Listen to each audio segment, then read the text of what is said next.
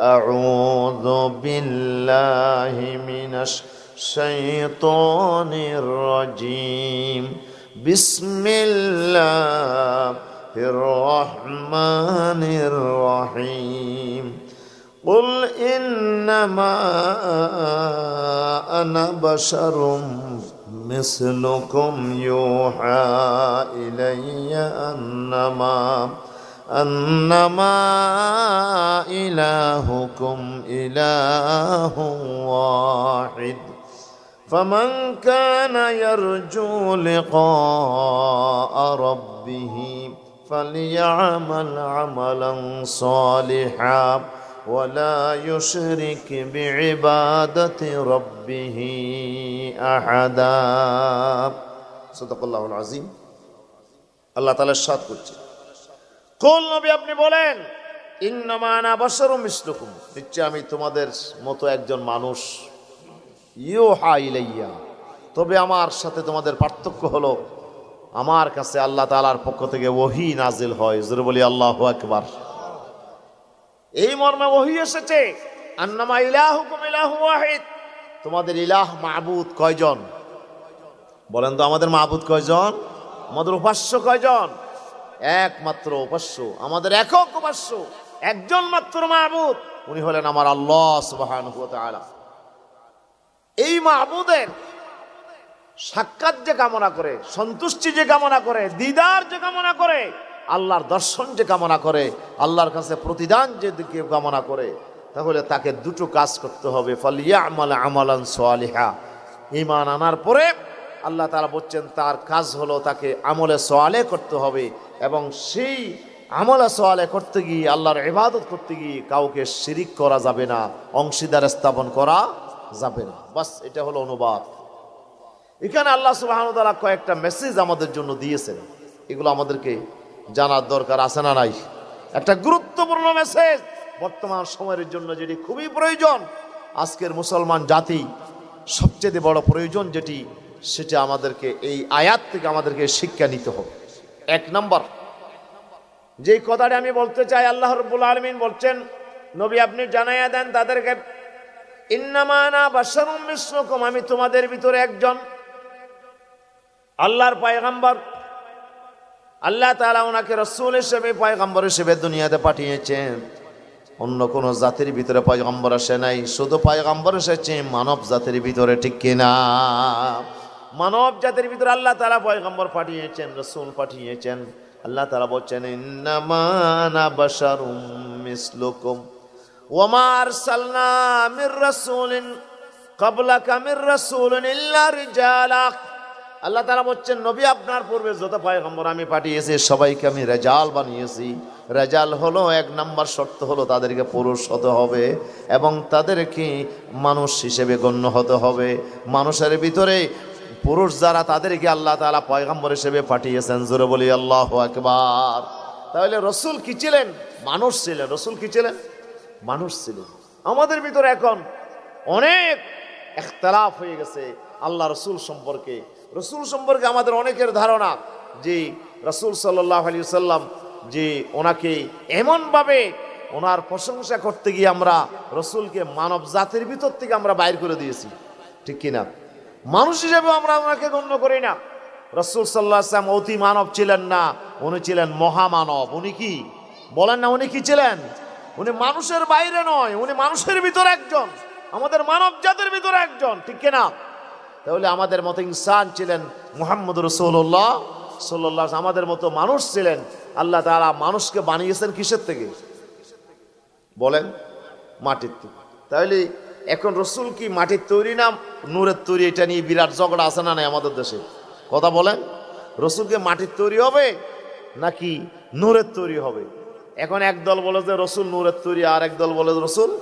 মাটির তৈরি সেই ঝগড়ায় আমরা যাওয়ার দরকার নাই রাসূল মানুষ কিনা এটাই আমাদের এক নম্বরে বলতে হবে রাসূলকে মানুষ ছিলেন না ফেরেশতা ছিলেন কথা বলেন মানুষ এখানে আমরা একমত কিনা রাসূলকে মানুষ না বললে তো আমি কোরআন অস্বীকার করলাম ঠিক কিনা রাসূলকে মানুষ বলেছেন আমার আল্লাহ তাআলা উনি মানুষ হিসেবে পৃথিবীতে এসেছেন তাহলে রাসূল সাল্লাল্লাহু আলাইহি ওয়াসাল্লাম আমাদের মতো মানব জাতির ভিতরে আল্লাহ ওনাকে পাঠিয়েছে উনি মানুষ ছিলেন উনি ফেরেশতা ছিলেন না।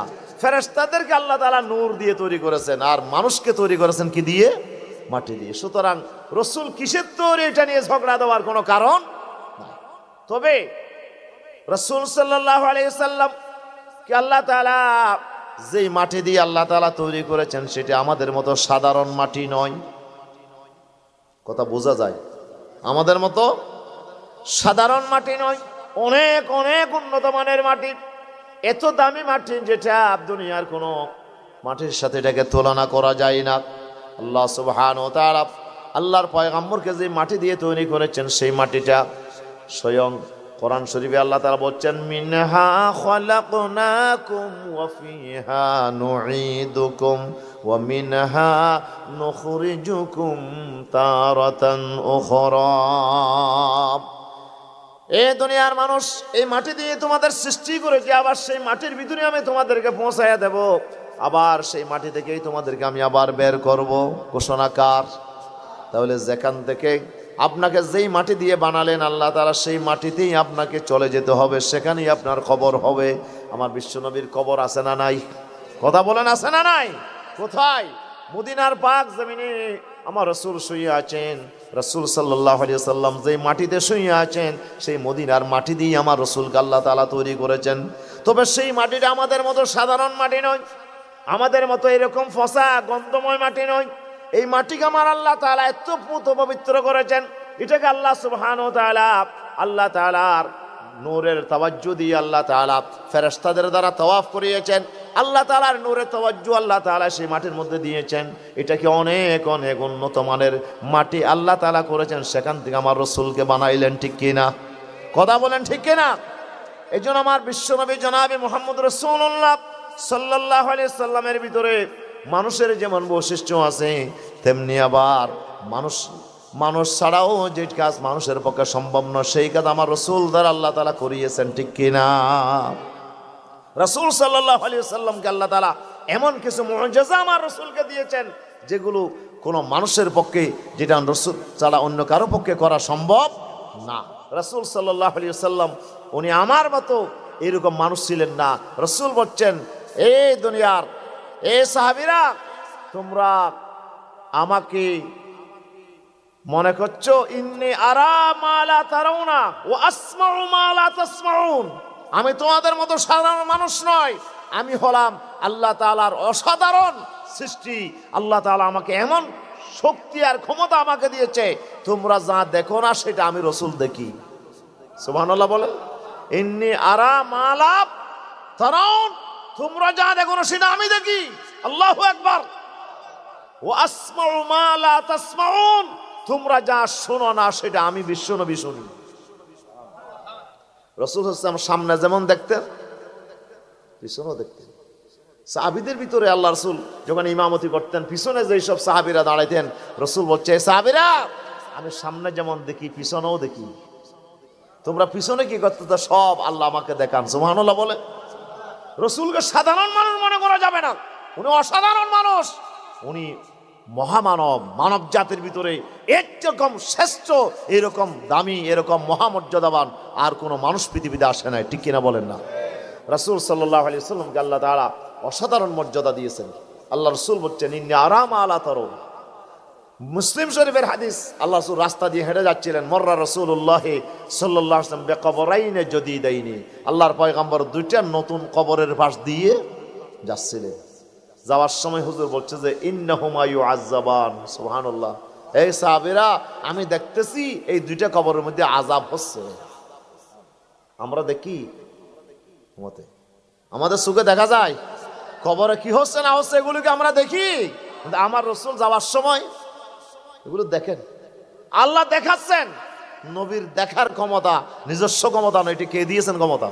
আল্লাহ তাআলা দিয়েছেন। ইন্নী আরা মা লা তারাউন, তোমরা যা দেখো না সেটা আমি দেখি।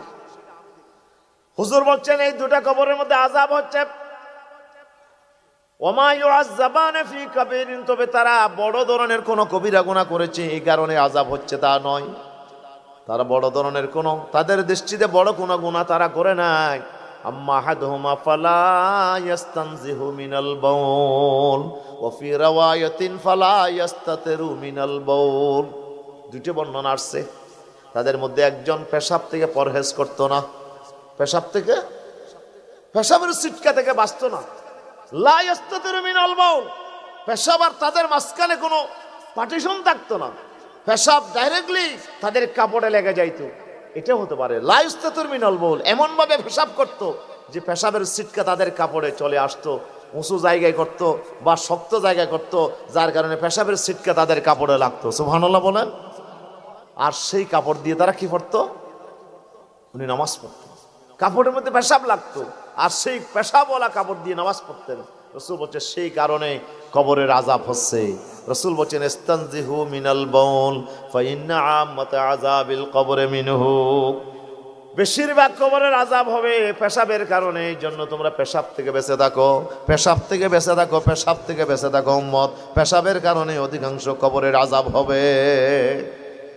সাদ বিন মুআয রাদিয়াল্লাহু আনহু, আল্লাহ রাসূলের এত বড় জলিলুল কদর সাহাবী, যার জানাজায় ৭০,০০০ স্পেশাল ফেরেশতা আল্লাহ নাযিল করেছেন শুধু সাদের জানাজায়। আল্লাহু আকবার। বিশ্বনবী হাঁটতেছিলেন বৃদ্ধাঙ্গুলির উপর ভর দিয়ে দিয়ে, ইয়া রাসূলুল্লাহ আপনি কদম ফুরে রাখতেছেন না কেন? বলে আমি দেখতে পাচ্ছি অসংখ্য ফেরেশতা আমার সাদের জানাজায় নাযিল হয়েছে, আমি এই ফেরেশতার জন্য আমি রাস্তায় হাঁটার মতো জায়গা পাচ্ছি না। সুবহানাল্লাহ বলেন। রাসূল সাল্লাল্লাহু আলাইহি ওয়াসাল্লাম নিজেই কবরে নামলেন, সাদকে শোয়াইয়া দিলেন। আল্লাহু আকবার। কবরে দেওয়ার পরে রাসূলুল্লাহ বলছে আমার সাদের কবরে এখন কঠিন অবস্থা দেখতেছি। সাদের কবরে কঠিন অবস্থা, সাদকে এমন ভাবে চাপ দিয়েছে কবরে, এক ভীষণ চাপ। এই চাপ থেকে তোমরা একটু দোয়া করো আমার সাদের জন্য যেন আযাব হালকা হয়। সুবহানাল্লাহ বলেন। এত বড় সাহাবী, ওনার কারণ কি ছিল? উনি ওই যে আপনার উটের রাস্তা বলে উনি কাজ করতেন, আর উটের পেশাবের সিটকা ওনার কাপড়ে লাগতো, সেই কাপড় দিয়ে উনি নামাজ পড়তেন। এই জন্য পেশাব থেকে আমাদেরকে পরহেজ করতে হবে, ঠিক কিনা? আল্লাহ যেন তৌফিক দান করে, আমিন বলেন। রাসূল সাল্লাল্লাহু আলাইহি ওয়াসাল্লাম বলছেন ওয়ালা আখরু ইয়ামশি বিন নামিমা, আরেকজনের কবরের আযাব হচ্ছে সে চুগলখড়ি করত। কি করত?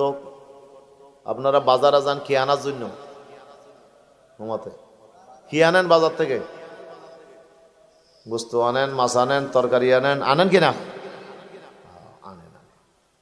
বাজার আনেন ডোলা ভরে, থলে ভরে। আর কিছু মানুষ আছে বাজারে যায় যে খতা আনার জন্য, কি মাল আনে না কি আনে, একজন থেকে আরেকজন কথা হাঁটায়। কথা বলার সময় কিছু আবার যোগ বিয়োগ করে, আছে না নাই? একজনের কথা আরেকজনের লাগাই, একজনের কথা আরেকজনকে লাগাই দিই, দুইজনের ভিতরে সম্পর্ক নষ্ট করে দেয়। যে তোমার বিরুদ্ধে সে এরকম কথা বলছে, সে না বললে ও শুনতো না, কিন্তু এখন তার মনের ভিতরে একটা তার প্রতি খুব সৃষ্টি হয়েছে। তাই নাকি? এই যে কথা একজনের কথা আরেকজনকে লাগাইয়া দিল, এই যে নামিমা। রাসূলুল্লাহ বলেছেন লা ইয়াদখুলুল জান্নাতা নাম্মাম, কোন ধরনের চুগলখোর আল্লাহর জান্নাতে প্রবেশ করবে না, ঠিক কিনা? এই চুগলখোরের কারণে কবরে আযাব হচ্ছে। দুইটা কারণ। তাহলে রাসূলুল্লাহর রাস্তা দিয়ে যাওয়ার সময় আমরা হয়তো দেখছি না কবরে কি চলতেছে, কিন্তু আমার রাসূলকে আল্লাহ তাআলা দেখাচ্ছেন। আলহামদুলিল্লাহ বলবেন না? রাসূলের দেখার ক্ষমতা আছে না নাই? আসমাউ মা লা তাসমাউন, তোমরা যা শোনো না সেটা আমি শুনতে পাই। বিশ্বনবী বলছেন আসমাউ, আমি শুনতে পাচ্ছি। আত্মাতিস সামাউ আত্তা, সুবহানাল্লাহ। আসমান মটমট মটমট করতেছে, আসমান মটমট করতেছে, মনে হয় আসমান ভেঙে পড়ে যাবে। আল্লাহু আকবার। ইয়া রাসূলুল্লাহ আপনি শুনতে পাচ্ছেন যে আসমান মটমট করতেছে, কি কারণে? হুজুর বলছে মা ফিহা মাউযু ইসবাইনিল্লাহ ওয়া ফিহা মালাকুন, সুবহানাল্লাহ। আমি দেখতে পাচ্ছি আকাশে এমন একটা আঙ্গুল রাখা পরিমাণ জায়গা নাই যেখানে একজন ফেরেশতা আল্লাহর ইবাদত করছে না। সুবহানাল্লাহ বলে। তাহলে রাসূল যা শুনতেন, আমরা যা শুনি তার চাইতে বেশি শুনেন কে? রাসূল সাল্লাল্লাহু আলাইহি ওয়াসাল্লাম। আমরা যা দেখি তার চাইতে বেশি দেখেন কে? রাসূল সাল্লাল্লাহু আলাইহি ওয়াসাল্লাম। এই জন্য রাসূল কি আমাদের মতো সাধারণ মানুষ হবে না অসাধারণ মানুষ? অসাধারণ মানুষ। রাসূলুল্লাহ হলেন অসাধারণ মানুষ। আল্লাহ তাআলা এমন কিছু কোয়ালিটি আমার নবীকে আল্লাহ তাআলা দিয়েছেন। নবী আপনি বলে দেন ইন্নামা আনা বাশারুম মিসলুকুম, আমি তোমাদের ভিতর থেকে এসেছি। রাসূলুম মিন আনফুসিকুম, রাসূলুম মিন আনফুসিকুম আও মিন আনফাসিকুম, দুই কেরাত। তোমাদের উত্তম গোষ্ঠীর ভিতরে বংশের ভিতরে আমি এসেছি, অথবা তোমাদের মানুষের ভিতরে আল্লাহ তাআলা আমাকে পাঠিয়েছেন। আল্লাহু আকবার। মানুষের ভিতরে আমার বিশ্বনবী এসেছে, তবে মানুষের ভিতরে আসলেও তিনি এমন অবস্থায় আল্লাহ তাআলা ওনাকে নিয়ে গেছেন। কবি বলতেছে ফাইন তাফিকিল আনামা ওয়া আনতা মিনহুম ফাইনাল মাসকা বাদু দামিল গাজালি ফাইনাল মাসকা বাদু দামিল গাজালি। হে আমার প্রিয়জন, ফাইন তাফিকিল আনামা ওয়া আনতা মিনহুম, সৃষ্টি জগতের সবার উপরে যদি তুমি চলে যাও, তারপরেও তো তুমি আমাদের ভিতরে একজন। সুবহানাল্লাহ বলেন না? মেশকে আম্বর, মেশকে এটা কি? এটা কি জিনিস? মেশকে আম্বর এটা কি জিনিস? এটা বাদু দামিল গাজালি, এটি হচ্ছে হরিণের নলার রক্ত। সুবহানাল্লাহ বলেন না? হরিণের নলার রক্ত, এটাই হচ্ছে কস্তুরী, এটাই হচ্ছে মেশকে আম্বর। হরিণের নলার রক্ত। এখন কি আর রক্ত আছে আমাতে? এখন তো মেশকে আম্বর হিসেবে আমরা ব্যবহার করছি, এটা তো আর নলার রক্ত হিসেবে আমরা ব্যবহার করি না। কিন্তু এক সময় এটা ছিল কি? রক্ত। হরিণের নলার রক্তের ভিতরে এমন এমন কোয়ালিটি, এমন যোগ্যতা কিভাবে আসলো? ওদের আসছে যে হরিণ আল্লাহ তাআলার সৃষ্টির ভিতরে সবচেয়ে পর্দানসী প্রাণী। সুবহানাল্লাহ বলেন। কি প্রাণী? নমাতে গাওয়াজি বেশি পর্দা, মানে হরিণের ভিতর বেশি কি আছে? বেশি পর্দা আছে। হরিণ মানুষের নাগাল, মানুষের আওয়াজ পায়, সেই জায়গায় হরিণ থাকতে চায় না। পাহাড়ে মানুষের নাগালের ভিতরে হরিণ আসে না, এবং কোন সৃষ্টির সামনে ওরা তাদের আপনার এক হরিণ আরেক হরিণের সাথে, পুরুষ হরিণ তার স্ত্রী হরিণের সাথে মিলন হওয়ার সময় কোন প্রাণী তার সামনে থাকে না। সুবহানাল্লাহ বলেন। কারো সামনে থাকে না, একেবারে খুব গোপন জায়গায় গিয়ে তারা তাদের ভিতরে মিলন কার্য সারে। তারা যে পর্দা অবলম্বন করে, সেই কারণে আল্লাহ হরিণের ভিতরে একটা নিয়ামত দিয়েছেন। সেই নিয়ামত কি? নমা থেকে বাজে হরিণের নলার রক্তের ভিতরে আমার আল্লাহ তাআলা এমন সুঘ্রাণ, এমন সুগন্ধি, এমন খুশবু আমার আল্লাহ তাআলা দিয়েছি, গোটা দুনিয়ার মানুষ তার জন্য পাগল পারা হয়ে যায়। কিন্তু আবার একটা প্রাণী আছে, যে প্রাণীর নাম আমাদের দেশে ফাঁড়া ছাগল। ফাঁড়া আছে না নাই? ফাঁড়ার গোস্ত খাই অন্যায় মতন কেউ আছে কেন? সুগন্ধিনী বাস, গোস্ত যেমন বাস, বাসনও লইলে বাসনও বাস। রশি যেটা ফাঁড়া দিয়ে, ফাঁড়ার গলায় যেটা রশি বসছে, রশিটা তো লো বাস। ঠিক কিনা বলেন না? ফাঁড়া অফাড়া তোর বসতে গা। ফাঁড়া কিন্তু ফাঁড়ির সাথে যখন কাজ করে বাজারের হাজার হাজার মানুষের সামনে, আপনি দেখবেন যে ফাঁড়া মানুষকে লজ্জা করে না। ঠিক কিনা বলেন না? ফাঁড়ার জন্য লজ্জা শরম, হায়া শরম কিছু নাই। এই জন্য আল্লাহ তাআলা তাকে, আল্লাহ তাআলা এমন একটা শাস্তি দিয়েছে, ওকে সে গোস্ত থেকে শুরু করে তার চামড়া থেকে শুরু করে যেটাই ধরবেন সেখানে গন্ধ আর গন্ধ। ঠিক কিনা? আর যে হরিণ পর্দা অবলম্বন করে, তার ভিতরে নিয়ামত কে দিয়েছেন? কথা বলেন, কে দিয়েছেন? এখান থেকে শিক্ষা নিতে হবে আমার মা বোনদেরকে। যেসব মা বোনেরা পর্দা অবলম্বন করে, সেই পর্দানসী মা বোনের ভিতরে মেশকে আম্বর তৈরি হবে। আল্লাহওয়ালা, আল্লাহর নেক বান্দা, আল্লাহর ওলি তাদের পেটের ভিতরে পয়দা হবে। ঠিক কিনা? বরফিস সাহেব রহমতুল্লাহ আলাই জেনতেন মহিলার মায়ের গর্ভে আসে নাই। ঠিক কিনা? জেনতেন মায়ের গর্ভে বরফিস সাহেব আসে নাই। বরফিস সাহেব এসেছেন যে মায়ের গর্ভে, সেই মা কি সাধারণ মা ছিল? সাধারণ মা ছিল। যে মাকে তার বাবা পরিচয় দিয়েছিল, আমার একটা অন্ধ মহিলা আছে, আমার একটা অন্ধ মেয়ে আছে, একটা বুবা, একটা একটা আপনার কি পায়ে হাঁটতে পারে না, চলাফেরা করতে পারে না, একটা ঘোড়া, একটা মেয়ে আছে। এই মেয়েকে বিয়ে করলেই আমি তোমার এই যে আনার একটা খাইছো, এটাকে আমি মাফ করবো, না হলে মাফ করবো না। সুবহানাল্লাহ বলেন। যেটা আপনারা জানেন ঘটনা। প্রফেসর রহমতুল্লাহ আলাইয়ের বাবা সালে জঙ্গি রহমতুল্লাহ আলাই, উনি বলছে, আমি রাস্তা দিয়ে হাঁটার সময় কয়েকদিনের উপাস, ঝর্ণার পাশ দিয়ে রাস্তা, ঝর্ণার মধ্যে একটা আঙ্গুর ভেসে আসতেছে, দেখি আঙ্গুরটা তুলে খেলেন। খাওয়ার পরে চিন্তা আসলো, আমি তো আঙ্গুর যেটা খাইছি, আনার যেটা খাইছি, এই আনার তো এটা তো আরেকজন মালিকের আনার, হয়তো তার গাছ থেকে পড়েছে ঝর্ণাতে, ছড়াতে। তো এই যে আরেকজনের আনার, আমি তার অনুমতি ছাড়া কেন খাইলাম? অবশ্যই এটা আমি আমি তো বড় ধরনের পাপ করে ফেলেছি, সুবহানাল্লাহ। তিনি চিন্তা করলেন এই আনার গাছটা আমাকে খুঁজতে হবে, কোন গাছের আনার এটা। তিনি যাওয়া শুরু করলেন, ওই সরা দিয়ে উপরে যাইতে যাইতে যাইতে দেখলেন যে অনেক দূর যাওয়ার পরে একটা আনার গাছ পাইলেন। উনি বললেন যে এই গাছ থেকেই মনে হয় এই ফলটা পড়ছে, সুবহানাল্লাহ। এই গাছের মালিককে বাড়িতে গেলেন, খোঁজ নিলেন, ঘরের মালিককে তিনি ডাকলেন যে আপনার গাছের একটা আনার আমি এখান থেকে বেসে যাচ্ছিল, পথে খেয়ে ফেলেছি, ভুলক্রমে আপনি যা বলেন আমি আমার এই আঙ্গুর আনার ফলটা যে আমি খাইছি এটার আমি হক যা আপনার নষ্ট করেছি, হয়তো আমাকে মাফ করে দেন, আর নয়তো আপনি যা দাবি করেন আমি আপনাকে সেই দাবি অনুসারে আপনার হক আমি পরিশোধ করবো, সুবহানাল্লাহ বলেন। ঘরের মালিক বলতেছে আমি আনার গাছ রোপণ করছি যে অনেক বছর আগে, এখান থেকে ফরতেছে প্রতি বছর শত শত আনার পরে যাচ্ছে, মানুষ কাটছে, কেউ তো ফিরে আসে নাই, ঠিক কিনা বলেন না? এই লোকটা যে ফিরে আসছে অবশ্যই এটা আল্লাহর ওলি হবে, সুবহানাল্লাহ। এইরকম বাসা, এরকম আল্লাহর প্রিয় একজন বান্দাকে কাছে পেয়ে, এরকম যুবককে কাছে পেয়ে আমি তাকে হাত ছাড়া করলে ভালো হবে না। তাকে বললাম যে মাফ করব, ঠিক আছে, কিন্তু আমার একটা এমন মেয়ে আছে যে মেয়ে খুব আদা লোলা বুবা, হ্যাঁ কালো, এটাকে যদি আমি বিয়ে করতে রাজি হোক তাহলে আমি তোমাকে মাফ করবো, না হলে মাফ করবো না, সুবহানাল্লাহ বলেন।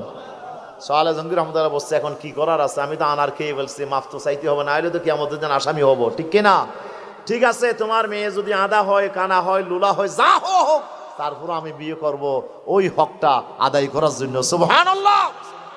আগ্ধ হয়ে গেল। আগ্ধ হওয়ার পরে এখন যখন বাসর রাতে গেল, দেখে যে একটা সুন্দরী রূপসী একটা এমন ফুটফুটে এমন একটা সুন্দরী মেয়ে, উনি দেখেই তো চোখ বন্ধ করে ফেললেন, সুবহানাল্লাহ। রুম থেকে বের হয়ে আসলেন, না না আমি তো এটার সাথে আগ্ধ করি নাই, আমাকে যেটা বলা হয়েছিল এই মেয়েটা খুব কালো, এই মেয়েটা আপনার বোবা, এই মেয়েটার যে প্রতিবন্ধীর কথা বলছিল, এখন তো দেখা যায় যে এই মেয়েটা তো সুস্থ মেয়ে, এটা তো মনে হয় আমি বিয়ে করি নাই, সুবহানাল্লাহ। তার বের হয়ে আসলো, তাকে বলা হলো না এটাই তোমার আগ্ধ করা বিবি, আমি আসলে কালো বলছিলাম যে এই মেয়েটা ঘরের বাইরে বেশি বের হয় না, বেশি বাজারে ঘোরাফেরা করে না, আর এই মেয়েটা আপনার এমন ভাবে চলাফেরা করে, এই মেয়েটা পরপুরুষের সাথে কথা বলে না, এই জন্য তাকে আমি বুবা বলছিলাম। এই মেয়েটা আপনার বেশি আপনার ওই বিভিন্ন ধরনের পুরুষের পাশাপাশি হাঁটতে যায় না, বাজারে যায় না, মার্কেটে যায় না বেশি, এই জন্য আমি তাকে খোঁড়া বলছিলাম। কত ধরনের তার যে চরিত্র গুণেই তো আমি তাকে এই কথা বলছিলাম, সুবহানাল্লাহ। সেই মায়ের গর্ভে জন্মগ্রহণ করেছে সাইয়েদনা আব্দুল কাদের জিলানী রহমতুল্লাহ আলাইহি। এই জন্য কবি বলতেছে কি, গন্ধম আজ গন্ধম বেরোয়াদ যাও যে যাও, গন্ধম আজ গন্ধম বেরোয়াদ যাও যে যাও, আজ মুকাফাতে আমল গাফিল মাশু, আজ মুকাফাতে আমল গাফিল মাশু। যে গাছ রোপণ করবা সেই ফল তুমি খাবা, আম গাছ থেকে কোনোদিন জাম ফল হবে না, জাম গাছ থেকে কোনোদিন মিষ্টি আম পাওয়া যাবে না, ঠিক কিনা? যে গাছ যেটা রোপণ করবেন সেটাই আপনি খাবেন। আপনার মা যেরকম হবে বাচ্চা সেরকম হবে।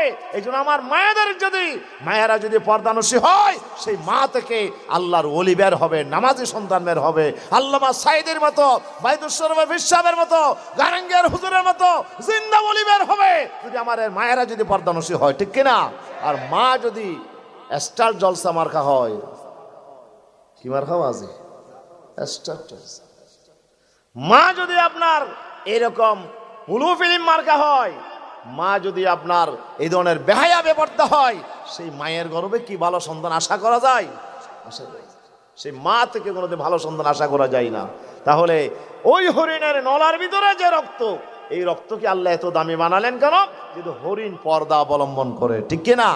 হরিণ পর্দা অবলম্বন করার কারণেই আল্লাহ হরিণকে আল্লাহ এমন একটা নেয়ামতের মালিক বানিয়ে দিয়েছে, আলহামদুলিল্লাহ। আর ফাঁড়া বেশি পর্দা অবলম্বন করে না, এই জন্য ফাঁড়াকে আল্লাহ দিয়েছেন কি? গন্ধ, বাস, যেটা ধরো সেটা বাস। প্রিয় উপস্থিতি, আসুন, কবি বলতে চায় ফাইন তাফিকিল আনামা ওয়া আনতা মিনহুম ফাইনাল মিসকা বাদু দামিল গাজালি। হে আমার প্রিয়জন, হে আমার প্রিয় নবী মুহাম্মদ রাসূলুল্লাহ সাল্লাল্লাহু আলাইহি ওয়াসাল্লাম, আপনি যতই উর্দে যান না কেন, কিন্তু তারপরেও তো আপনি আমাদের ভিতরে একজন, ঠিক কিনা? আপনি মানুষের ভিতর একজন, তাহলে রসুল অতি মানব নয়, রসুল ফেরেশতা নয়, রসুল আমাদের মানুষের ভিতরে একজন। আল্লাহ ওনাকে মহামানব হিসেবে মর্যাদার আসনে আল্লাহ ওনাকে আসীন করেছেন, ঠিক কিনা? তাহলে রসুল মানুষের ভিতর একজন। ইউহা ইলাইয়া, পার্থক্য কি? নবীর কাছে কি আসে? ওহী আসে। নবীর কাছে ওহী আসে, এটাই হলো আসল পার্থক্য। ইউহা ইলাইয়া, আল্লাহ নবীর কাছে আল্লাহ তাআলা ওহী পাঠান। রাসূল সাল্লাল্লাহু আলাইহি ওয়াসাল্লামের জীবনে পরিচালনার জন্য আল্লাহ তাআলা ওহী পাঠান। যখনই আমার নবীকে আল্লাহ তাআলা ওহীর মাধ্যমে, নবীকে আল্লাহ তাআলা যখনই দেখেছেন উনি বিপদে যাচ্ছেন, সাথে সাথে আমার নবীর কাছে ওহী পাঠালেন যেন আল্লাহ তাআলা সংশোধন করে দিতে পারেন, ঠিক কিনা? নবীর কাছে ওহী আসে। নবীর চরিত্র আর আমাদের চরিত্রের ভিতরে আকাশ আর জমিনের পার্থক্য। দুনিয়াতে যত মানুষ আছে ওই মানুষগুলোর আখলাকের ভিতরে ভুল থাকতে পারে, গোনা থাকতে পারে, দোষ থাকতে পারে, কিন্তু আমার নবীর জীবনে কোনো দোষ আছে নাকি? গোনা আছে? কেন নাই? কিন্তু আমার নবী ওহী দ্বারা পরিচালিত। নবীর জীবনটা আল্লাহ তাআলা ওহী দিয়েই আল্লাহ তাআলা নবীকে পরিচালনা করেছেন। নবী যা বলছেন কিসের ভিত্তিতে বলেছেন? মা ইয়ানতিকু আনিল হাওয়া ইন হুয়া ইল্লা ওয়াহায়ুন ইউহা। আমার নবী মন গড়া কোনো কথা বলতেন না, উনি যা বলতেন সব ওহীর ভিত্তিতে বলতেন। রাসূল সাল্লাল্লাহু আলাইহি ওয়াসাল্লাম যা করেছেন সব ওহীর ভিত্তিতে করেছেন। এই জন্য আমার নবী ছাড়া পৃথিবীর অন্য কোনো মানুষকে আপনার সত্যের মাপকাঠি গ্রহণ করা যাবে? কথা বলেন না, সত্যের মাপকাঠি গ্রহণ করা যাবে? এখান থেকে 2 নম্বর মাসালা যেটা পাচ্ছি আমরা, আমাদের সত্যের মাপকাঠি হিসেবে, অনুসরণের যোগ্য হিসেবে একজন মাত্র ব্যক্তি, উনি হচ্ছে মুহাম্মদ রাসূলুল্লাহ সাল্লাল্লাহু আলাইহি ওয়াসাল্লাম। আমার রাসূলকে বাদ দিয়ে অন্য কাউকে অনুসরণ করা যাবে? যাবে? উনি যত বড় মাফের বুজুর্গ হোক, তারপরেও ওনার জীবনে ভুল থাকতে পারে। কথা বলেন না, ওনার জীবনে কি থাকতে পারে? ভুল থাকতে পারে, গুনাহ থাকতে পারে। নবী ছাড়া কেউ মাসুম নয়। আমাদের বিশ্বাস, আমাদের আকীদা, একমাত্র মাসুম হচ্ছেন, নিষ্পাপ হচ্ছেন কারা?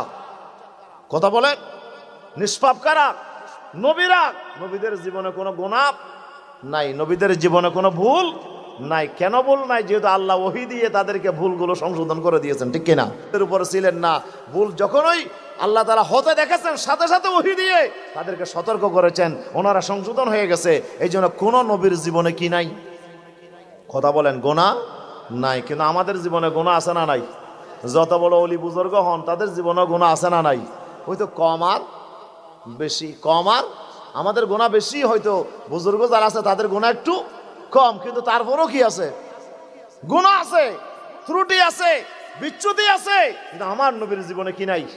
কোন গুণ। নিষ্পাপ, নিষ্কলঙ্ক, নিদাগী একজন মানুষ হচ্ছে মুহাম্মদ রাসূলুল্লাহ। জোরে বলেন না সাল্লাল্লাহু আলাইহি ওয়াসাল্লাম। এই জন্য আমার নবীর আনুগত্য, আল্লাহর আনুগত্যের জন্য যেমন কোনো শর্ত নাই, আমার নবীর আনুগত্যের জন্য কোনো শর্ত নাই, ঠিক কিনা? নিঃশর্ত আনুগত্য করতে হবে। কার? আল্লাহ। নিঃশর্ত আনুগত্য কার? রাসূলের। সুবহানাল্লাহ বলেন। এই জন্য আমার আল্লাহ বলেন, ইয়া আইয়ুহাল্লাযীনা আমানু আতিউল্লাহ ওয়া আতিউর রাসূল ওয়া উলিল আমরি মিনকুম। হে ঈমানদাররা, আল্লাহর কথা মানো, রাসূলের কথা মানো, আল্লাহকে আনুগত্য করো, আল্লাহ রাসূলকে আনুগত্য করো। আতিউ শব্দ আল্লাহর জন্য ব্যবহার হয়েছে, রাসূলের জন্য ব্যবহার হয়েছে। কিন্তু ওয়া উলিল আমরি মিনকুম, তোমাদের ভিতরে যারা দায়িত্বশীল তাদের কথা মানো। এই কথা বলতে গিয়ে আমার আল্লাহ আতিউ শব্দ ব্যবহার করে নাই। উলিল আমরকে মুস্তাকিল ভাবে মানা যাবে না। উলিল আমর যদি আমার আল্লাহ এবং রাসূলের মুওয়াফিক আমর করে তাহলে মানা যাবে, না হইলে দায়িত্বশীলের কথা মানা যাবে না। রাসূল সাল্লাল্লাহু আলাইহি ওয়াসাল্লামের কিছু সাহাবী আল্লাহ রাসূল পাঠিয়েছিলেন যুদ্ধের ময়দানে। একজনকে আমির বানালেন আর কিছু তার আন্ডারে। তো সেনাপতি সব সৈন্যদেরকে বললেন লাকড়ি জমা করো। ও কি জন্য? ও তো আমার নির্দেশ, রাসূল বলছেন আমার কথা তোমাদের মানতে হবে। লাকড়ি জমা করলেন, বলে আগুন জ্বালাও। জ্বালাইছে। ওদের আবার সবাই আগুনে জাপ দাও। সুবহানাল্লাহ। কি দাও? আগুনে। এবার সাহাবীরা বলে যে কেমনে আগুনে জাপ দেবো? এই আগুন থেকে বাঁচার জন্য আমরা কলমা পড়ছি, আগুন থেকে বাঁচার জন্য আমরা নবীর উপরে ঈমান আনছি, আমরা আগুনে জাপ দেব? ওনারা ইতস্তত করতেছে। নেতা বলে যে এই রাসূল আসার সময় বলছেন আমার কথা মানতে হবে, আগুনে জাপ দাও। ওরা বলে যে আমরা আগুনে জাপ দেব না, রসুলের কাছে যাবো। সুবহানাল্লাহ, রসুল যদি অনুমতি দেয় আগুনে জাপ দেব, আর যদি অনুমতি না দেয় আগুনে জাপ দেব না। সাহাবায়ে কেরাম যুদ্ধ থেকে ফিরে আল্লাহর নবীর কাছে হাজির হয়ে বললেন, ইয়া রাসূলুল্লাহ, ইয়া হাবিবাল্লাহ, আমাদের যিনি নেতা উনি আমাদেরকে আগুনে জাপ দিতে বলছিলেন, কিন্তু আমরা জাপ দিতে রাজি হই নাই। ইয়া রাসূলুল্লাহ, আমরা কি দোষ করলাম নাকি? হুজুর বলে, তোমরা যদি আগুনে জাপ দিতে আর কোনদিন এই আগুন থেকে বের হতে পারতে না, অনন্তকাল ধরে আজ আগুনের ভিতরে তোমাদেরকে জ্বলতে হতো। তোমরা বড় ভালো কাজ করেছো। মনে রাখো, লা তুআতা লিমাখলুকিন ফি মাসিয়াতিল খালিক, স্রষ্টার নাফরমানিতে কোন সৃষ্টির আনুগত্য হয় না, ঠিক কি না? নেতার কথা মানবো, কিন্তু কোরআন হাদিস মতো হইতে হবে। কথা বোঝা যায়? কোরআন হাদিসের বাইরে গেলে ওই নেতার কথা মানা যাবে, কিন্তু আমার রসুলের কথা মানতে হবে। রসুল যা বলে তা করতে হবে, যেটা বলে সেটা করতে হবে। আবু সাঈদ মুআল্লা রাদিয়াল্লাহু তাআলা আনহু হাদিস বর্ণনা করেছেন, উনি নামাজ পড়তেছে, রাসূলুল্লাহ ডাক দিলেন। নামাজ পড়ার সময় চিন্তা করছে, আমি নামাজ পড়তেছি, রাসূলুল্লাহ ডাকতেছে, এখন নামাজ ভাঙবো না রাসূলের ডাকে সাড়া দেবো। সুবহানাল্লাহ। উনি চিন্তা করলেন, নামাজ ভেঙে কেমনে যাই, নামাজটা শেষ করে যাই। নামাজ শেষ করে আল্লাহ রাসূলের দরবারে গেছে। হুজুর বলছে, আমি তোমাকে ডাকলাম না, তোমার ডাকছি, তুমি আসো নাই কেন? আবু সাঈদ মুআল্লা বলি, ইয়া রাসূলুল্লাহ, ইন্নী কুনতু উসাল্লি, আমি তো নামাজ পড়তেছিলাম। আওয়ালাম তাসমা কাওলাল্লাহি আযজা ওয়া জাল, তুমি কি আল্লাহর কোরআনের আয়াত পড়ো নাই? ইয়া আইয়ুহাল্লাযীনা আমানুস্তাজীবু লিল্লাহি ওয়া লির-রাসূলি ইযা দাআকুম। সুবহানাল্লাহ। এই ইমানদারেরা, আল্লাহ যখন ডাকবে তখন আসতে হবে, রাসূল যখন ডাকবে তখন আসতে হবে, নামাজের হালতে নামাজ ভেঙে আসতে হবে, ঠিক কি না?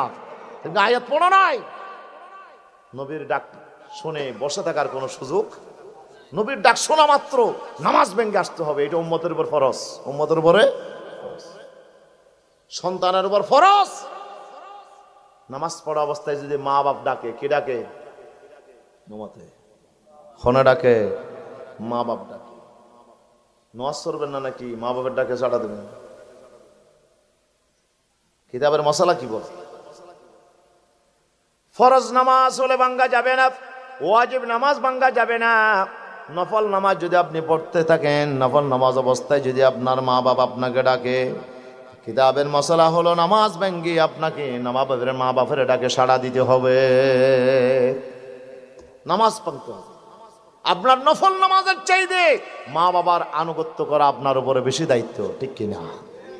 নফল নামাজ ভেঙ্গে দাও, পরবর্তীতে নামাজ আবার কজা করবেন। কিন্তু এখন মা বাপ হয়তো জানে না আপনি নামাজে আছেন, এই কারণে মা বাপ ডাক দিয়েছে। আপনার নামাজের চাইতে আপনার মা বাপের আনুগত্য করা আপনার উপর বেশি দায়িত্ব, ঠিক কিনা?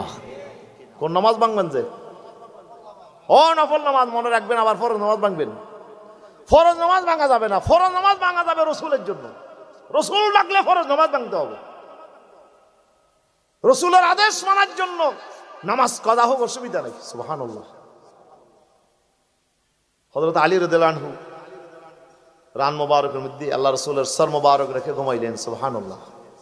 সূর্য ডুবে গেছে, আলী নামাজ পড়ে নাই। সূর্য ডুবে গেছে, আলী নামাজ পড়ে নাই। আলী চোখ থেকে জোর করে পানি পড়ছে। আল্লাহ রসুল দেখলেন যে, ঘুম থেকে উঠলেন, দেখে যে আলী কাঁদতেছে। আলী, তুমি কাঁদতেছে কেন? ইয়া রাসূলুল্লাহ, আমি তো নামাজ পড়ি নাই, সূর্য ডুবে গেছে। সুবহানাল্লাহ। আলী, তুমি নামাজ পড়ো নাই, তবে তুমি আল্লাহ রসুলকে তুমি তোমার শরীরের উপর রেখে তুমি ঘুম নিয়ে এসেছো, তুমি আল্লাহ রসুলকে খুশি করেছো, তাই আল্লাহ তাআলা তোমার উপর নারাজ হওয়ার কোনো সুযোগ নাই। সুবহানাল্লাহ। অসুবিধা নাই, তুমি উঠো, নামাজ পড়ো। নবী ইশারা করলেন সূর্যকে, সূর্য উঠো। সূর্য পশ্চিম দিক থেকে আবার আকাশের মধ্যে ফিরে আসলো, আকাশের মধ্যে আবার ফিরে আসলো। হযরত আলী সূর্য উঠার পরে তিনি নামাজ পড়লেন, আসরের নামাজ। এরপরে সূর্য ডুবে গেলেন। নবীর আদেশ মানতে হবে। খন্দকের যুদ্ধ শেষ করে রাসূল সাল্লাল্লাহু আলাইহি ওয়াসাল্লাম মদিনায় ফিরে আসলেন। জিবরাইল আলাইহিস সালাম বলছে, ইয়া রাসূলুল্লাহ, আপনি যুদ্ধের পোশাক করছেন, আমি তো খুলি নাই। সুবহানাল্লাহ। যুদ্ধের পোশাক তো আমি খুলি নাই। যে বনু কুরাইজার ইহুদিরা বিশ্বাসঘাতকতা করেছে তাদের সাথে যুদ্ধ করতে হবে, আপনাকে আবার বের হতে হবে যুদ্ধের ময়দানে। সুবহানাল্লাহ। এক যুদ্ধ থেকে আসছে, রাসূলকে বলছে আরেক যুদ্ধ যাইতে হবে। হুজুর সাহাবীদেরকে বললেন, এই সাহাবীরা যারা যুদ্ধ থেকে ফিরে আসছো, একজনও আর ঘরের ভিতর যাওয়ার সুযোগ নাই, চলো যুদ্ধের ময়দানে যাইতে হবে। কাদের সাথে? খাইবার, আপনার বনু কুরাইজার সাথে আমাদের যুদ্ধ হবে। বনু কুরাইজার মহল্লায় গিয়ে আসরের নামাজ পড়তে হবে। সুবহানাল্লাহ বলেন। বনু কুরাইজার মহল্লায় গিয়ে কি পড়তে হবে? আসরের নামাজ। এবার কিছু দূরে যাওয়ার পরে সূর্য ডুবে যাচ্ছে। সাহাবাই কেরামদের ভিতরে দুই দল হয়ে গেল। কয় দল? এক দল বলে সূর্য ডুবে যাচ্ছে, সূর্য ডুবার আগে কোন নামাজ? ডুবার আগে মরে নামাজ না আসরের নামাজ? আসরের নামাজ। রাসূলুল্লাহ বলেছেন আসরের নামাজ কোথায় পড়তে হবে? বনু কুরাইজার মহল্লায় গিয়ে পড়তে হবে। কিন্তু আমরা তো যাইতে পারি না, সূর্য তো ডুবে যাচ্ছে। এখন আসরের নামাজ পড়া তো আল্লাহর হুকুম, সূর্য ডুবার আগে আসরের নামাজ পড়তে হবে। সুতরাং একদল সাহাবা বলল, আমরা ফতর মধ্যে আসরের নামাজ পড়ে নেব। সুবহানাল্লাহ। আরেক দল বলে যে রাসূল বলেছেন আসরের নামাজ বনু কুরাইজার মহল্লায় গিয়ে পড়তে হবে, সূর্য ডুবা যাক অসুবিধা নাই, নামাজ আমরা ফতে পড়বো না, প্রয়োজনে সূর্য ডুবার পরে আমরা ওখানে গিয়ে পৌঁছে বসবো। সুবহানাল্লাহ বলেন। কদল হইয়ে সাহাবীরা দুই দল হয়ে গেছে। একদল ফতে পড়ে ফেলেছে, আরেক দল ফতে পড়ে নাই। ওরা বনু কুরাইজার মহল্লায় গিয়ে আসরের নামাজ পড়ছে একসাথে, মাগরিব আর আসর। আল্লাহর পয়গম্বরের কাছে গিয়েছে, ইয়া রাসূলুল্লাহ, এখন আমাদের ভিতরে তো দুই দল। হুজুর বলছেন দুনো দল হকের উপরে আছো। সুবহানাল্লাহ। দুনো দল কিসের উপরে? একদল আল্লাহর অর্ডার মানছো, আর একদল নবীর অর্ডার মানছো।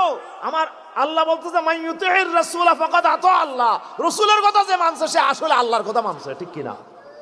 সুতরাং যে দল আসরের নামাজ কজা হয়ে গেছে, তোদের নামাজ কজা হয় নাই, নামাজ কজা হয় নাই, তোরা রাসূলের আদেশ মানছো, ঠিক কি না? আচ্ছা, এইরকম আর কোন হুজুর আছে দুনিয়াতে? পৃথিবীতে আর কোন বুজুর্গ আছে যে বুজুর্গের কথা মানতে গিয়ে নামাজ কজা করা যাবে? আমার রাসূলের মর্যাদা পৃথিবীর কোন উম্মতের নরনারীকে দেওয়া হবে না। কোন আলেম ওলামা, কোন পীর মশায়েখ, কোন বুজুর্গ, কোন সাহাবী আমার নবীর মর্যাদা লাভ করতে পারে না, ঠিক কিনা বলেন না? নবীর মর্যাদা কম না বেশি? নবীর মর্যাদা কি? নবী হচ্ছে সত্যের মাপকাঠি, নবী হচ্ছে মেয়ার হক। আমার আনুগত্যের একমাত্র শর্তহীন আনুগত্য একমাত্র নবীর জন্য করা যাবে, অন্য কারো বেলায় শর্তহীন আনুগত্য নাই, ঠিক কিনা? যত বড় বুজুর্গ হোক, উনি যা বলবে তা করতে হবে, শর্ত আছে। ওনার কথা যদি কোরআন হাদিস মতো হয় মানবো, না হইলে মানবো না, ঠিক কিনা? কিন্তু রাসূলের আদেশ মন মতো হইলেও মানতে হবে, মন মতো না হইলেও মানতে, পছন্দ হইলেও মানতে হবে, পছন্দ না হইলেও মানতে হবে। সুবহানাল্লাহ বলবেন না? তাহলে রাসূলের সাথে অন্য কারোর সাথে তুলনা করা যাবে? সময় তো অনেক হয়ে গেছে, আমি তো মনে হয় আয়াত শেষ করতে পারবো না। শুরু করছি জি। কুল ইন্নামা আনা বাশারুম মিসলুকুম ইউহা ইলাইয়া আন্নামা ইলাহুকুম ইলাহুন ওয়াহিদ ফামান কানা ইয়ারজু লিকা রাব্বিহি ফালইয়ামাল আমালান সালিহা ওয়ালা ইউশরিক বিইবাদাতি রাব্বিহি আহাদা। প্রিয় হাজরিন, আমার বিশ্বনবীর কাছে আল্লাহ তাআলা ওহী পাঠিয়েছেন। গোটা জীবন কেমনে আমরা পরিচালনা করব, সেজন্য আল্লাহ তাআলা ওহী পাঠালেন আমার নবীর কাছে। আল্লাহ তাআলা ওহীর মাধ্যমে জানায়া দিলেন দুনিয়ার জমিনে আল্লাহর পয়গম্বর কিভাবে দুনিয়ার কাজকর্ম করবেন, কিভাবে দুনিয়ার রাষ্ট্র চালাবেন, কিভাবে বিচার করবেন, কিভাবে দুনিয়ার আপনার সমাজ পরিচালনা করবেন, কিভাবে বিচার ফয়সালা করবেন, কিভাবে আল্লাহর এই জমিনে আল্লাহর দ্বীন কায়েম করবেন, সব কিছু আমার নবী ওহীর মাধ্যমে জেনে করেছেন, ঠিক কিনা? তাহলে নবীর সাথে আমার পার্থক্য হলো, নবী আমাদের মতো মানুষের ভিতরে একজন হলেও কিন্তু আমাদের কাছে ওহী আসে না, নবীর কাছে কি আসে? ওহী আসে। তাহলে নবীর সাথে আমরা এক সমান হতে পারবো? বলেন এক সমান হওয়া যাবে? তাহলে নবী আমাদের মতো সাধারণ মানুষ নয়, উনি হলেন অসাধারণ মানুষ। নাকি? উনি অসাধারণ মানুষ, উনি অসাধারণ, উনি মহামানব। তবে আবার উনি অতি মানব নয়, মানুষের বাইরে চলে যায় নাই, মানুষের ভিতরে একজন। সুবহানাল্লাহ বলেন। রাসূলুল্লাহ বলেছেন আনা সাইয়্যিদু উলদি আদম, আমি আদম সন্তানের ভিতরে আমি সবার সেরা। সুবহানাল্লাহ, আমি সবার সেরা, সাইয়্যিদু উলদি আদম, আদম সন্তান। আদম কি মানুষ? আদম কিসের তৈরি?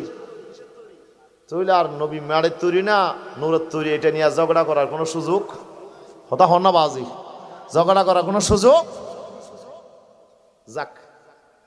তবে রাসূল সাল্লাল্লাহু আলাইহি ওয়াসাল্লামকে আল্লাহ যে মাটি দিয়ে বানাইলেন সেই মাটি আমাদের মতো সাধারণ ফসা মাটি নয়। কথা বুঝতে পারছি না বাজি? মেশকে আম্বর এটা কি এখন রক্ত বলা যাবে?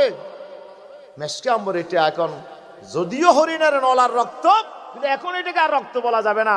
এটা এত উন্নত মানের হয়ে গেছে, এটা এখন মেশকে আম্বর হয়ে গেছে, ঠিক কিনা? আমার রাসূল মাটি দিয়ে তৈরি হলেও আমাদের মতো সাধারণ মাটি নয়। এটাকে আল্লাহ তাআলা ফেরেশতা দিয়ে আল্লাহ তাআলা তাওয়াফ করিয়েছেন, এটা আল্লাহ তাআলা নূরের তাওয়াজ্জু দিয়েছেন।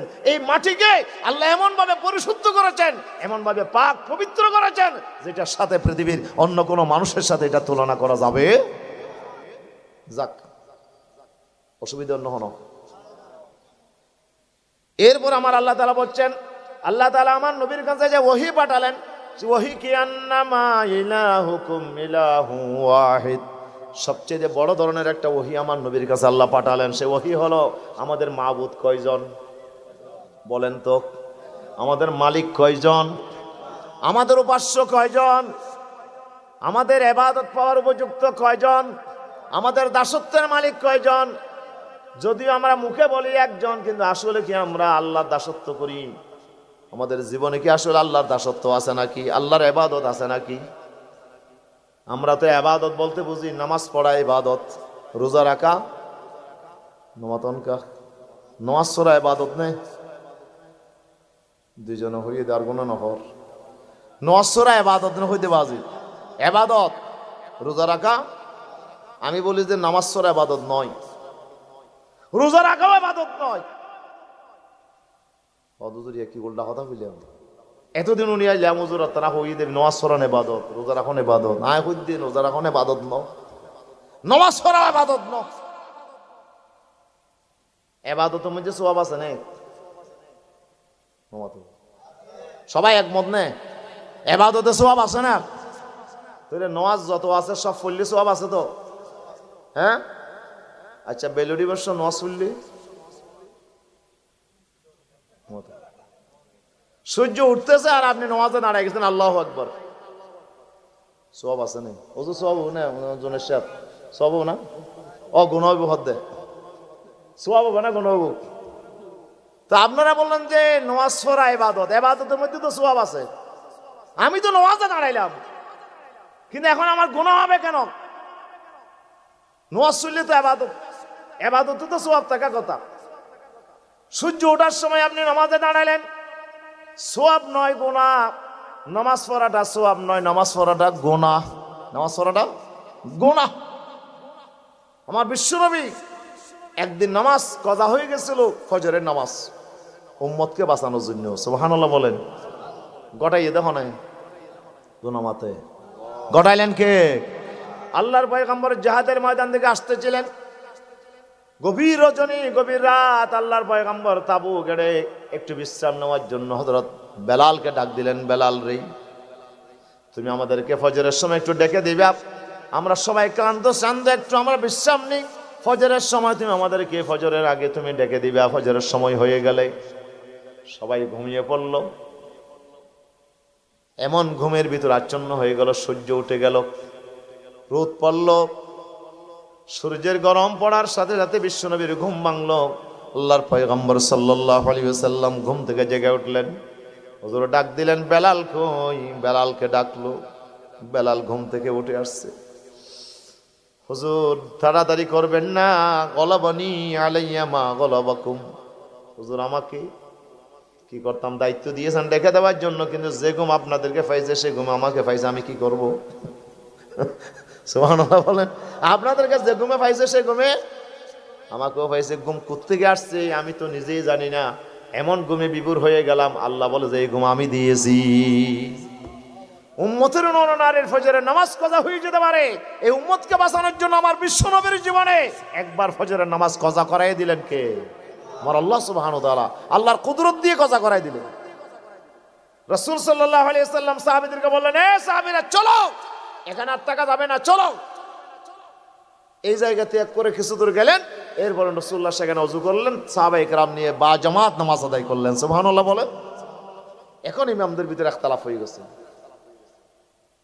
রাসূলুল্লাহ নামাজ না পড়ে জায়গা ত্যাগ করলেন কেন? সাহাবী রাহমাতুল্লাহ বলে যে ওই জায়গায় শয়তান আসছিল, তো এই জন্য যেখানে শয়তান আছে এখানে নামাজ পড়া যাবে না, এই জন্য রাসূলুল্লাহ জায়গা ত্যাগ করে আরেক জায়গায় গিয়ে নামাজ পড়ছেন। আবু রাহমাতুল্লাহ আলাইহি বলে যে না না, ওই সময় সূর্য উঠতেছিল। সুবহানাল্লাহ বলেন না, ওই সময় সূর্য উঠতেছিল, উঠা শেষ হয় নাই, এই জন্য বিশ্বনবী সাহাবায়ে কেরাম থেকে বলছেন উঠো, আরেকটু চলি। কিছু তো যাওয়ার পরে সূর্য যখন উঠা শেষ হয়েছে, তারপরে বিশ্বনবী ফজরের নামাজ পড়লেন। সুবহানাল্লাহ বলেন। তাহলে সূর্য ওঠার সময় নামাজ পড়া কি নাই? নমত জায়েজ নাই, আপনার নামাজ হবে না। নামাজ পড়লে নামাজ হবে না। কেন? নামাজ এটা ফরজ হয়েছে কামেল ওয়াক্তে, আর আপনি আদায় করতেছেন নাকিস ওয়াক্তে, আপনার নামাজ আদায় হবে না, ঠিক কি না? এটা ওলামাই কেরাম বুঝবে, আপনারা বুঝবেন না। নুরুল আনোয়ারের কথা, কামেল ওয়াক্তে ফরজ হয়েছে, সবাব কামেল, মুসাব্বাব নাকিস হলে হবে না, মুসাব্বাবও কামেল হতে হবে। আদায়ে কামেল, আদায়ে কাসির। প্রথম হড়ে গেলাম বিবাজ হস্টর হলো না।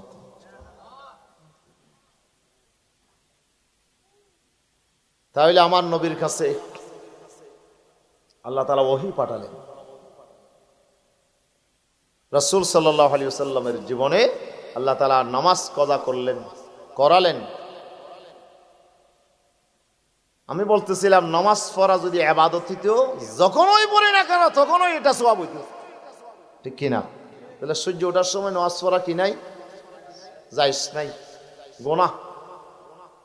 ওই সময় নামাজ পড়লে ইবাদত হবে না। রোজা রাখা ইবাদত, একমত না আপনারা? ঈদের দিন রোজা রাখলে দিন রোজা রাখা যাবে না। রাসূলুল্লাহ বলেছেন লা তাসুমু ফি হাযিহিল আইয়াম ফাইন্নাহা আইয়ামু আকিলিন ওয়া শুরবিন ওয়া বিআল। ঈদের দিনগুলোতে তোমরা রোজা রাখো না, এই দিনগুলো হচ্ছে খানাপিনার দিন আর স্ত্রী সহবাস করার দিন, যৌন চাহিদা পূরণ করার দিন। এই দিনগুলোতে রোজা রাখা যাবে না। সুবহানাল্লাহ। বছরে কয় দিন? 5 দিন। রোজার ঈদে 1 দিন, কুরবানির ঈদে 4 দিন। কুরবানি তো কদিন বাজি? 10, 11, 12, 13 তারিখ পর্যন্ত রোজা রাখা জায়েজ নাই, হারাম। কুরবানির ঈদে 4 দিন, রোজার ঈদে কদিন? 1 দিন, টোটাল কদিন? 5 দিন রোজা রাখুন না কি? হারাম। রোজা রাখিলে সওয়াব হবে না গুনাহ হবে? গুনাহ। তাহলে রোজা যদি আসলেই ইবাদত হইতো, তাহলে যেদিন রাখি না কেন সেদিন সওয়াব হইতো। তাহলে এখন বোঝা গেল যে রোজা যদি আল্লাহর হুকুম মতো আমি রাখি তাহলে সওয়াব, তাহলে ইবাদত। আর আল্লাহ যদি নিষেধ করে যে সেদিন রোজা রাখলে ইবাদত হবে না, সওয়াব হবে না, আরো গুনাহ হবে, ঠিক কি না? তাহলে আসলে রোজা রাখা ইবাদত নয়, নামাজ পড়া ইবাদত নয়, আল্লাহর হুকুম পালন করাটাই ইবাদত, ঠিক কি না? আল্লাহর হুকুম মতো নামাজ পড়লে ইবাদত, আল্লাহর হুকুম মতো রোজা রাখলে ইবাদত। আল্লাহর হুকুমের বিপরীত করলে ইবাদত নয়, এটা ইবাদত হবে না, সওয়াব হবে না, এটা গুনাহ হবে। তাহলে এটা যদি আমরা বুঝি, এখন তো আমরা বুঝি যে মনে করি যে শুধু নামাজ পড়া ইবাদত, রোজা রাখা ইবাদত। যিনি বেশি নামাজ পড়েন আমরা তাকে বলি আবেদ, যিনি বেশি রোজা রাখেন তাকে বলি আবেদ, বড় বুজুর্গ। কিন্তু আমরা জীবনের বিশাল এলাকায় আল্লাহর ইবাদত আমরা করি না। জীবনের ছোট্ট একটা জায়গায় আমরা আল্লাহর ইবাদত করি। মসজিদের ভিতরে যখন ঢুকি তখন আল্লাহর ইবাদত করি। মসজিদ থেকে বের হলে যখন আমি ব্যবসা করতে যাই, যখন আমি বিচারাঙ্গনে যাই, আদালতে যাই, যখন আমি আপনার চাকরিতে যাই, যখন আমি ব্যবসা করতে যাই, যখন আমি কোর্ট কাছারিতে যাই, যখন আমি রাজনীতির ময়দানে যাই, তখন কি আমি আল্লাহর কথা মতো চলি? বলেন, তখন কার কথা মতো? তখন তো নিজের কথা মতো, নেতার কথা মতো, ঠিক কি না? নেত্রীর কথা মতো চলি। তাহলে এখন বুঝেন, মসজিদের ভিতরে ছোট্ট একটা জায়গা, সেখানে আপনি থাকেন ক ঘন্টা? দিনে ক ঘন্টা তখন বাজে? মসজিদত 6 ঘন্টা থাকো, যখন ওয়াজ শরীরে তো হাজার তুমি তো খতম থাকো, সর্বোচ্চ না হলে 1 ঘন্টা। আচ্ছা, সর্বোচ্চ 1 ঘন্টা, তাহলে আরো 23 ঘন্টা মসজিদের বারে। 30 ঘন্টা আপনি থাকেন কোর্টে, হাজারিতে, আদালতে, খামারে, আপনি রাস্তাঘাটে, আপনি বাইরে থাকেন 23 ঘন্টা, আর ভিতরে থাকেন 1 ঘন্টা। তাহলে 1 ঘন্টা না আপনি আল্লাহর ইবাদত করলেন, 23 ঘন্টা যদি আল্লাহর কথা মতো না চলেন তাহলে তো ইবাদত হইল না, ঠিক কিনা? তা আপনি কি শুধু 1 ঘন্টার ইবাদত করবেন না পুরা 24 ঘন্টার ইবাদত করতে হবে? তো পুরা 24 ঘন্টার ইবাদত করেন। এখন আপনি তো মসজিদ থেকে বাইরে হওয়ার পরে তো আল্লাহর কথা মতো চলেন না, আল্লাহর কথা মতো ব্যবসা করেন না। আল্লাহর কথা মতো যদি ব্যবসা করতেন, ওজনে কম দিতে পারতেন না, জিনিসে ভেজাল দিতে পারতেন না, ধোঁকাবাজি করতে পারতেন না, ঠিক কিনা বলেন না? আপনি মজুদদার ব্যবসা করতে পারতেন না। আল্লাহর কথা মতো যদি আপনি ব্যবসা করতেন তাহলে আপনি সুদি লেনদেন করতে পারতেন না। আল্লাহর কথা মতো যদি আপনি চলতেন তাহলে ঘুষের লেনদেন আপনি করতে পারতেন না, ঠিক কিনা বলেন না? আল্লাহর কথা মতো চললে আপনি নিজের ইচ্ছা মতো আপনি রাজনীতি করতে পারতেন না, নিজের ইচ্ছা মতো আপনি দল করতে পারতেন না, ফাটি করতে পারতেন না, ফাটের মিটিংয়ে যাইতে পারতেন না। যেই ফাটি কোরআন মানে না, ইসলাম মানে না, দিন মানে না, আল্লাহর শরীয়ত মানে না, সেরকম ফাটি করা মুসলমানের জন্য জায়েজ নাই, হারাম এবং হারাম, ঠিক কিনা বলো? আর তুই তো সারা জীবন সেই ফাটের পিছনে পিছনে ঘুরছস, ইবাদতই না। তো মাবুদকে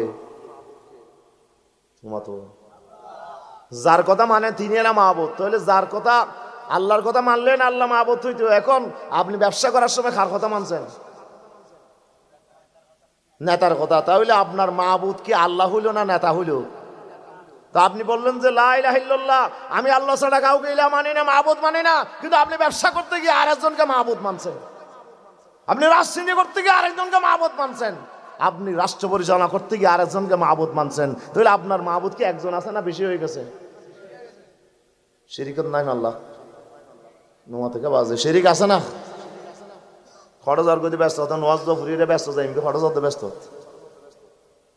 তোর নানার বাড়ি না দাদার বাড়ি ব্যস্ত যতটা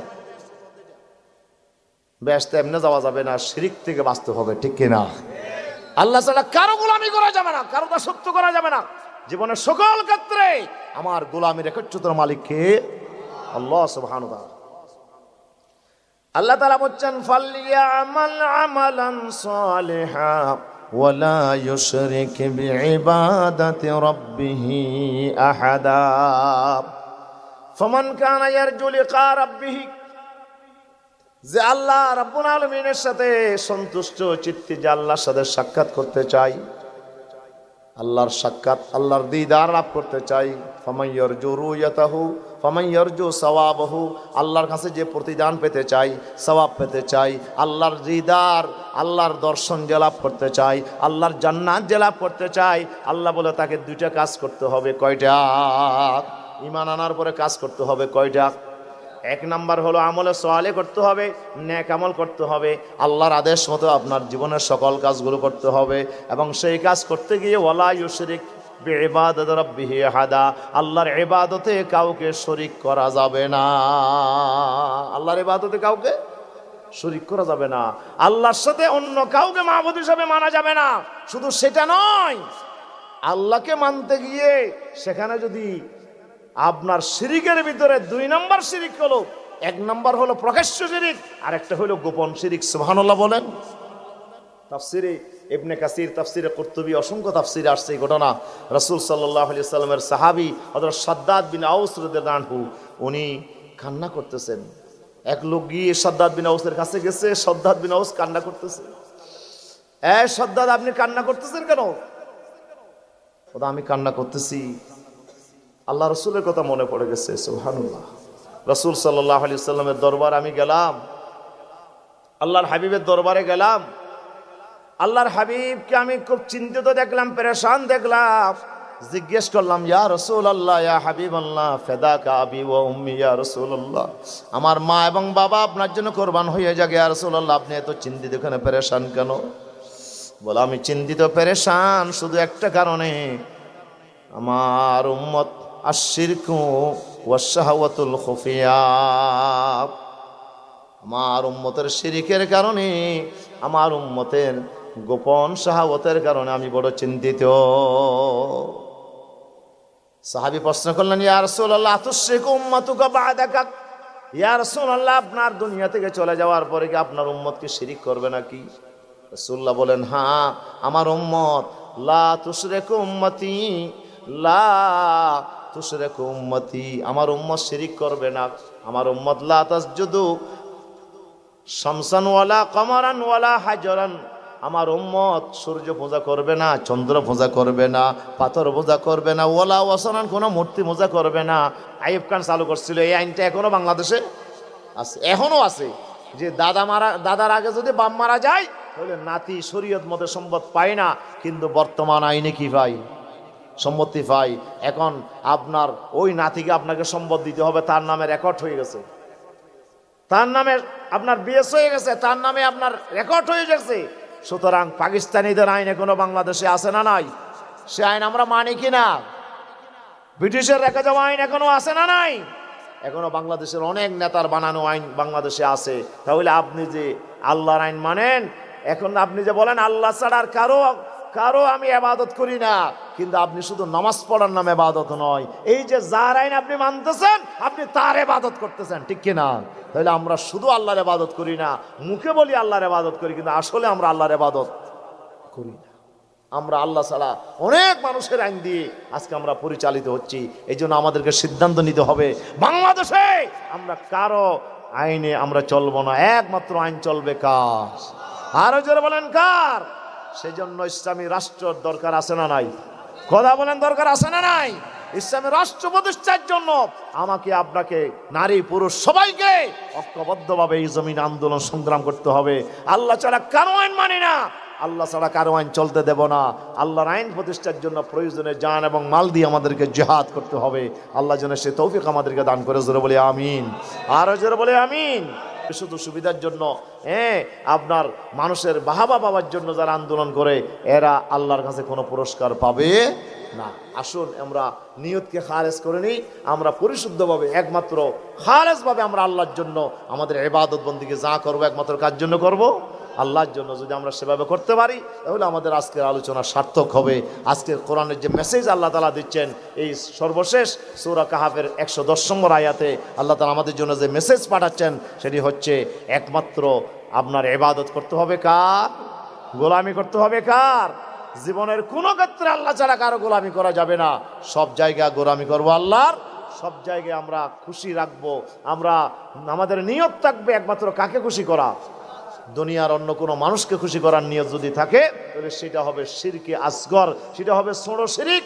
আর এই শিরিক করলে আল্লাহ কাছে কোনো পুরস্কার পাওয়া যাবে না। আসুন আমরা আমাদের ইবাদতকে খালেজ করে নিই। আল্লাহ তাআলা আমাদেরকে তৌফিক দান করে। জোরে বলি আমিন, আরো জোরে বলি আমিন। হাযা মা ইনদু।